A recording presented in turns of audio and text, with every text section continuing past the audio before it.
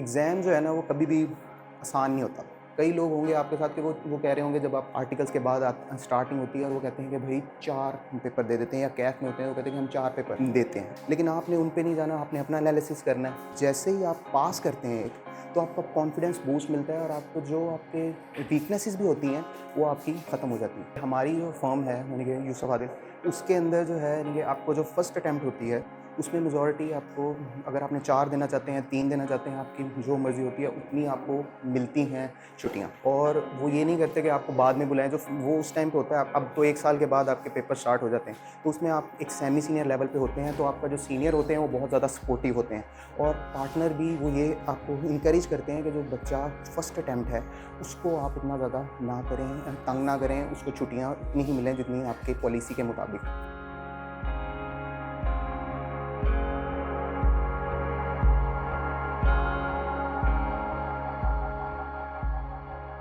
आज हम दोबारा से एक अच्छे दिन पे खड़े हैं जहां हम हमारे वो स्टूडेंट्स जो पिछली अटैम्प्ट में जिन्होंने क्वालिफाई किया, हम उनको प्राइजेस देना चाह रहे हैं, उनकी जो एफर्ट्स हैं उसको एक्नॉलेज करना चाह रहे हैं। और ये एक फिनोमेना अगर मैं देखूं तो पिछली 2 एक अटैम्प्ट से आया है, जिसमें हमारी माशाल्लाह जो लास्ट अटैम्प्ट थी उसमें 14 के करीब क्वालिफाइड लोग थे जिन्होंने क्वालिफाई किया, और उनमें से अगेन मेजॉरिटी वो थी जिन्होंने विद इन आर्टिकल्स क्वालिफाई किया। और इस दफ़ा भी अगर हम देखें तो हमारा नंबर तकरीबन 14-15 है, और उसमें से अगेन मेजॉरिटी उन बच्चों की है जिन्होंने विद इन आर्टिकल्स क्वालिफाई किया। तो ये एक फिनोमेना है जो डेवलप हुआ और बड़ा प्लेजेंट है।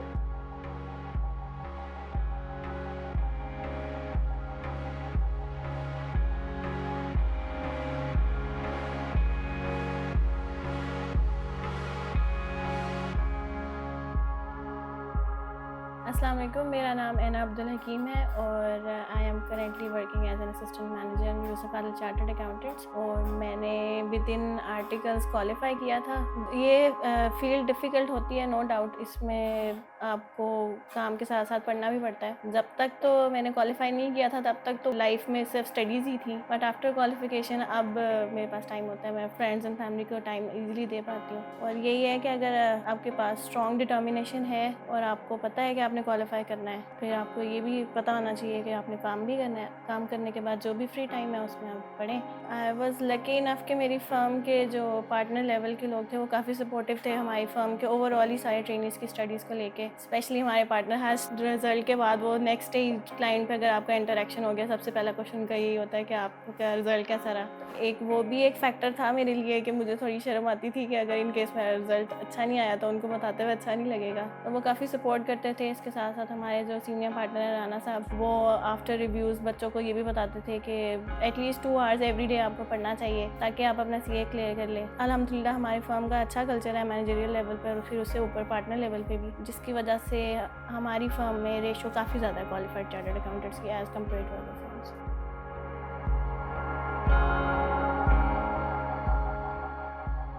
डेफिनेटली इसमें बच्चों की एक अपनी एफ़र्ट है, और कंसिस्टेंटली जो हम उनको बार बार इंसिस्ट करते रहें कि आपको स्टडी के लिए टाइम निकालना चाहिए। उन्होंने टाइम निकाला, उन्होंने प्लान किया, उन्होंने हार्ड वर्क किया, उसका एक रिज़ल्ट है, नो डाउट।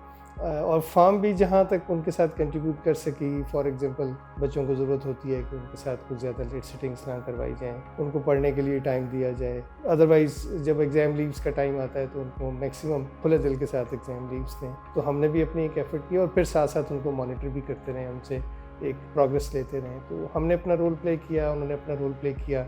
ये देख रहे हैं कि हर अटैम्प्ट में माशाल्लाह एक बहुत बड़ा नंबर है जो बच्चों को क्वालिफाई कर रहा है, और ना सिर्फ ये कि क्वालिफाई कर रहा है बल्कि विद इन आर्टिकल्स क्वालिफाई कर रहा है।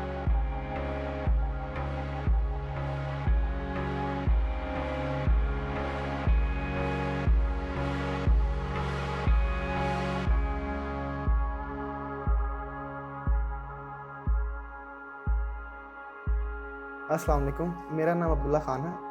मैं अपने ख़ानदान और अपने ज़िले का पहला चार्टर्ड अकाउंटेंट हूँ। मेरा इस जर्नी में मेरी फ़र्म का बहुत बड़ा रोल है और मेरे पार्टनर राना उस्मान खान साहब का इसमें बहुत ही कलीदी किरदार है। उन्होंने मुझे हर लिहाज से प्रोफेशनली पर्सनली गाइड किया है। मेरे लिए ये बहुत डिफ़िकल्ट टास्क था क्योंकि ये सीए का आसान कोर्स नहीं है और जिस तरह का आपको प्रोफेशनल एक एनवायरनमेंट होता है कि आपको लेट सीटिंग करनी पड़ती है और आपको रातें लगानी पड़ती हैं काम के लिए भी और फिर पढ़ाई के लिए भी। मैं सैटरडे संडेज़ को और पेपर लीव्स को इन पे बहुत ज़्यादा फोकस करता था। मैं हमेशा अपनी छुट्टी को इफेक्टिव बनाता था, 12-12, 16-16 घंटे छुट्टियों में पढ़ता था ताकि अगर मैं प्रोफेशनली फर्म में मुझे काम करना पड़ रहा है तो वो चीज़ मेरी स्टडी में इफेक्ट ना करे। इस प्रोसेस पे डिटरमिन्ड रहें और मेहनत करते रहें। मेहनत जो होती है उसका सिला अल्लाह पाक ज़रूर देता है।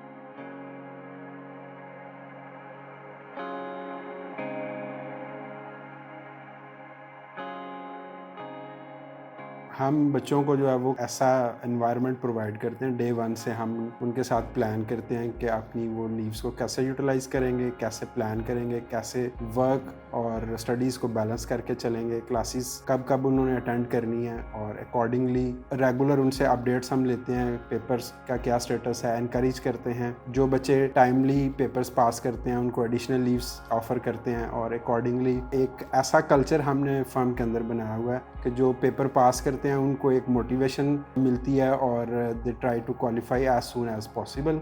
और जो अभी भी हमने इस बैच में भी तकरीबन विद इन आर्टिकल्स हमारे कोई 10 स्टूडेंट्स जो है वो क्वालिफाई किए हैं। 5 जो हैं वो जिन्होंने आर्टिकल्स इनके रिसेंटली कंप्लीट हुए थे।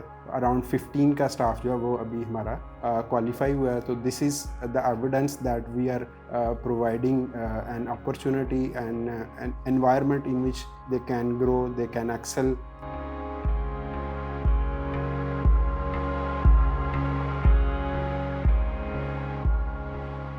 मैंने अपना सीए 2019 में स्टार्ट किया और 2019 के एंड पे मेरे वाले साहब हॉस्पिटल में एडमिट हुए और वो तब मेरी कैफ की सेकेंड अटेम्प्ट थी। आफ्टर दैट जब कोई एक फैमिली मेम्बर हॉस्पिटल में एडमिट हो तो पढ़ने के लिए टाइम नहीं था, बट विद डिटर्मिनेशन मैंने अपने वो कैफ के 3 पेपर्स भी पास किए। उससे एक मोटिवेशन आई कि मैं सीए कर सकता हूँ। इन फाइनल्स पहली अटेम्प्ट मेरी फेल हुई और मेरे अब्बा जी की डेथ हो गई। उसके साथ ये था कि उनका मेरे लिए क्या विजन था उसको सामने रखते हुए आई परस्यू माई सीए क्वालिफिकेशन और अल्हम्दुलिल्लाह 2024 में मेरा सीए क्वालिफाई हो गया।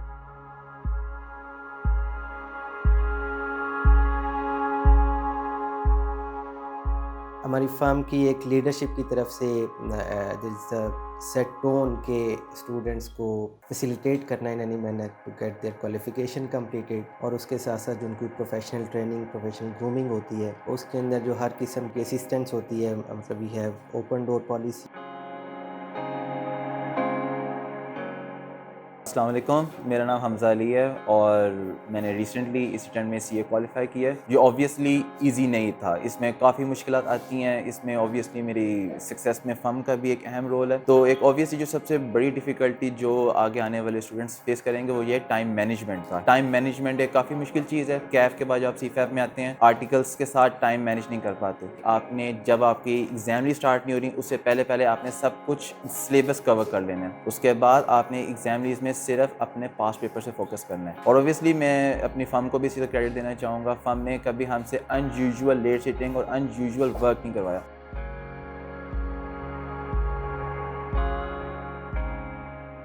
We are basically focusing on a very flat structure, let's say maintaining a safe or very less distance with our team members, teammates, whoever comes for the training here. And with this structure or with this flat basically organizational structure, यहाँ से हमें फिर जो नीचे level है, जो trainees का है, students का है, they actually very efficiently contribute. मेरे एफएससी वगैरह में नंबर इतने मतलब नहीं थे कि आगे मेरा यूनिवर्सिटीज़ में हो जाए। तब अभी मेरे 1 साल बचा हुआ है आर्टिकल्स का और मैंने क्वालिफाई कर लिया। मेरा नाम नसीबुर रहमान है और मैंने अभी क्वालिफाई किया चार्टर्ड अकाउंटेंट और अभी मेरा 1 साल पड़ा हुआ आर्टिकल्स का। My name is Mohammed Shayan and I'm a qualified chartered accountant. I've qualified with 1 year left of my articles. CA मैंने स्टार्ट किया था 2019 में और इनिशियली सबका यही गोल होता है कि आप टाइमली CA कंप्लीट करें. CA इन इटसेल्फ गोल तो है, लेकिन इसमें चैलेंजेस जो आप फेस करते हैं उसमें से पहला चैलेंज मैंने फेस किया CPAP में कि जब पहली अटैम्प्ट दी और कोई पेपर पास नहीं हुआ, तो वहाँ पे फिर एक पर्टिकुलर पंच लाइन है जिसने मुझे बहुत सपोर्ट किया. वो ये थी कि you only lose when you give up. तो इसी को लेते हुए मैंने इसके बाद रीस्केड्यूल की चीज़ें. आई रिकमेंड कि जब आप काम कर रहे हैं तो फिर आप काम करें पूरा, और जब आप स्टडी कर रहे हैं तो फुल फोकस से स्टडी करें. और इसी अप्रोच को लेके मैं आगे कंप्लीट किया और उसके बाद अल्हम्दुलिल्लाह 3 अटैम्प्ट्स में I have cleared my CA.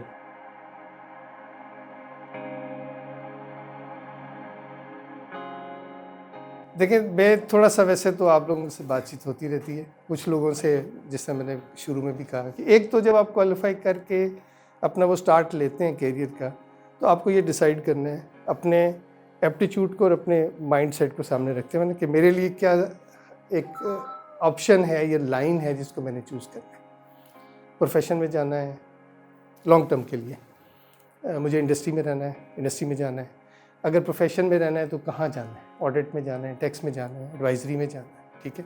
और इसी तरह से अगर मुझे इंडस्ट्री में जाना है तो इंडस्ट्री किस टाइप की इंडस्ट्री में जाना है. लेट्स से बहुत ऑर्गेनाइज्ड, डिसिप्लिन्ड, मल्टीनेशनल्स, उसके लिए एफर्ट करना है, या मैं एक let's say local groups, textile, जो हमारी यहाँ की एक अपनी इंडस्ट्री है, उसमें अपना फ्यूचर बनाना चाहती हूँ. तो ये पहले अपने आप को बैठ के सोच के क्लियर करें कि मेरे पास क्या एट्रीब्यूट्स हैं. मुझे 9 to 6 चाहिए, मुझे 9 to 9 चाहिए, मुझे प्रोफेशन की इंडिपेंडेंस चाहिए, एडवाइजरी रोल चाहिए, मेरा क्या कर सकता हूँ.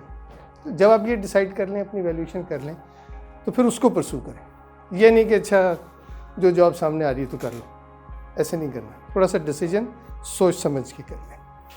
अच्छा, फिर आपने जब डिसाइड कर लिया है तो फिर आप ये नहीं देखें कि मैं 3 महीने बाद खाऊँ, 6 महीने बाद. फिर आपने 30 साल के आगे देख लें कि जब आप यहाँ से अपना करियर ख़त्म कर रहे होंगे तो आपको क्या होना चाहिए. इंडस्ट्री में गए तो क्या मुझे CEO होना चाहिए, CFO होना चाहिए, या प्रोफेशन में रहे हैं तो क्या मुझे पार्टनर होना चाहिए, सीनियर पार्टनर होना चाहिए, फर्म का ओनर होना चाहिए, या कोई सीनियर लेवल का कंसल्टेंट होना चाहिए. तो अपने आप को उस तरह से विजुलाइज करें. तो जब आप अपने 25-30 साल आगे का देख रहे होंगे पोजीशन को, तो फिर उसके मुताबिक अपनी प्रोफेशनल कॉम्पिटेंस उसको इन्हेंस करें, उसको मेंटेन करें, उसको आगे बढ़ाएं, उसमें एक्सेल करें. जो भी डेफिनेटली आप एरिया में जाना चाहते हैं, इसमें कोई स्पेशलाइजेशन की बात नहीं हो रही, बट आपने डिसाइड करना है. फिर उस पर फोकस करें. और फोकस वो ये नहीं है कि मैं कोई अपनी कॉम्पिटेंस बना रहा हूँ. फोकस ये है कि मुझे फिर इस कॉम्पिटेंस की बेस पे अपने एम्प्लॉयर को, क्लाइंट को सर्विस देनी है. तो वो क्या चाह रहा है मुझसे, उसकी क्या नीड है, मेरे पास क्या स्किल सेट होना चाहिए. अगर आप उससे रेलेवेंट करते जाएंगे तो डेफिनेटली आप खुद देखेंगे कि आपका जो ग्रोथ का लेवल है वो एक फास्ट ट्रैक पे होगा. ग्रोथ तो जनरली हमारे प्रोफेशन में रहती है, क्योंकि हम एक जितनी ये ट्रेनिंग और स्किल सेट लेके जाते हैं, बड़ी अच्छी फाउंडेशन होती है. बहुत सारे प्रोफेशंस में ये नहीं है. आप जब इससे शुरू करते हैं तो ग्रोथ एक अच्छे पेस पे जा रही होती है, लेकिन उसको और एक्सेल करने के लिए अगर आप रेलेवेंट रहेंगे और उसमें अपनी स्पेशलाइजेशंस करेंगे तो डेफिनेटली वो आपको थोड़ा फास्ट ट्रैक पे डालेंगे. प्रोफेशनल के साथ साथ ना एक थोड़ी सी पर्सनल भी है कि आपका जो एथिकल साइड है ना, उसका भी डिसीजन आपने अभी से लेना है कि मुझे अपनी जो प्रोफेशनल लाइफ है वो एथिकल फाउंडेशंस पे चलानी है. चैलेंजेस आएंगे, आते रहते हैं, हम आज भी फेस करते हैं. नोइंग द फैक्ट कि हमारे क्लाइंट को पता है कि हम ये काम करेंगे, ये काम नहीं करेंगे, उसके बावजूद वो चैलेंज देगा, वो कुछ ना कुछ ऐसा करेगा और फिर आपसे कहेगा कि जी आप हमारे साथ खड़े. तो प्रोफेशनल एथिक्स का जो एक मैटर है ना, उस पर भी डिसीजन आपने अभी से लेना है. और मेरी एडवाइस डेफिनेटली, मैं खुद अगर अपने 30 सालों को देखता हूँ तो उसको सामने रख के बात करता हूँ कि अगर आपने एथिकल वैल्यूज़ पे अपने प्रोफेशन को बेस किया और फाउंडेशन बनाई है, it will go a long way. अगर आपने कंप्रोमाइज़ किया, जिस दिन आप कंप्रोमाइज़ करेंगे आप एक विशेष सर्कल का पार्ट बनेंगे और उससे नहीं निकल सकेंगे. तो ये भी डिसीजन आपने day 1 पे लेना है. तो once again congratulations for early qualification and best of luck for your remaining training period.